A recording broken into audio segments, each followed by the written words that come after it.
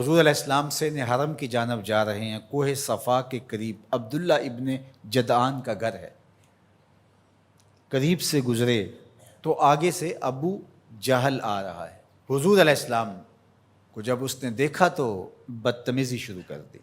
وہ الجھتا چلا جا رہا ہے، حتیٰ کہ اس نے ایک نوکیلا پتھر پکڑ کے حضور کو زخمی کر دیا اور آقا کے نازک بدن سے خون بہنے لگا۔ حکم جہاد نہیں آیا، اللہ کی مشیت ہے۔ حضور علیہ السلام وہاں سے سین حرم میں پہنچے، آب زمزم سے اپنے زخم دھوئے اور اللہ کے حضور سجدہ ریز ہو گئے۔ مالک تیرے رنگ، یاری تیری سونا پر ازمیشاں تیریاں اگ، سونا پرکھیا جامدہ ہے نال اگاں دے لگ۔ حضور کے چچا حمزہ بن عبد المطلب ابھی اسلام نہیں لائے تھے، شکار کرنے گئے ہوئے تھے۔ یہ جب شکار کر کے آتے تو بڑے اطراء کے چل رہے ہوتے، تو دو لونڈیاں آپس میں بات کر رہی تھی کہ اگر اس کو پتہ ہوتا نا کہ اس کے بھتیجے کے ساتھ آج عمر بن حشام نے کیا سلوک کیا ہے تو آج اس کی یہ چال نہ ہوتی۔ تو حمزہ بن عبد المطلب کے کان میں یہ بات پڑ گئی، اللہ اکبر، رک گئے۔ وہ جو فاخرانہ چال تھی تبدیل ہو گئی۔ تجسس سے پوچھتے ہیں کیا ہوا، انہوں نے ساری کہانی سنائی۔ بس غصے میں آ گئے، کمان ہاتھ میں پکڑی تھی، اسی طرح سیدھا سین حرم میں پہنچے۔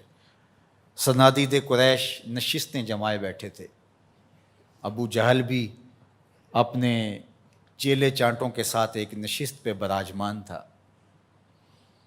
کمان کو زور سے اس کے سر پہ مارا اور کہا کیا تو نے محمد کو لاوارث سمجھ لیا ہے صلی اللہ علیہ وسلم۔ خیر ابو جہل کا سر پھٹ گیا، اس کے چیلے چانٹے اٹھے، لیکن بڑا کائیں شخص تھا ابو جہل۔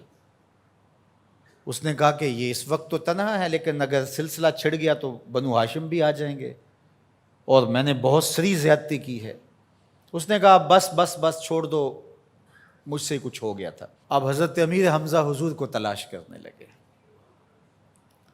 اور حضور سین حرم میں سر جھکائے سجدہ ریز تھے، اور یہ جا کے پاس کھڑے ہو گئے، یا ابن اخی، اے میرے بھائی کے بیٹے۔ حضور نے سر نہیں اٹھایا۔ پھر انہوں نے کہا یا ابن اخی، اے میرے بھائی کے بیٹے۔ حضور پھر سجدے میں سر رکھ کے رو رہے ہیں۔ پھر انہیں تیسری مرتبہ کہا یا ابن اخی، اے میرے بھائی کے بیٹے۔ حضور سجدہ ریز ہے۔ میاں صاحب فرماتے ہیں اسی کسے دے کچھ نہیں لگ دے تے نہ کوئی ساڈا دردی۔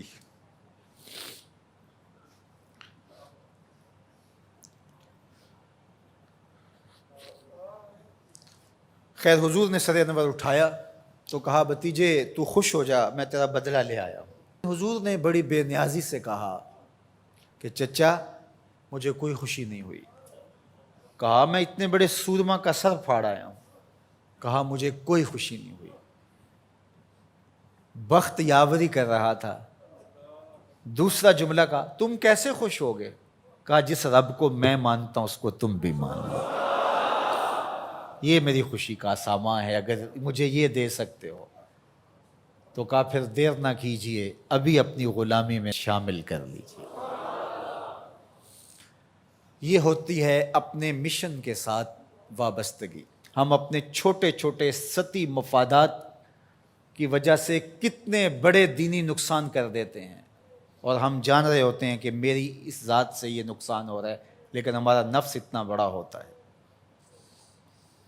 لیکن یہاں مشن کے ساتھ وابستگی دیکھیے۔ وہ کہتے ہیں کہ بھتیجے بتاؤ تم کیسے راضی ہوتے ہو؟ تو جو حضور بولتے ابو جہل کے ٹکڑے ٹکڑے ہو چکے ہوتے چند لمحوں کے بعد، لیکن کہا نہیں، میں اس سے راضی ہوتا ہوں کہ جس رب کو میں مانتا ہوں وہ اس کو تو مان لے.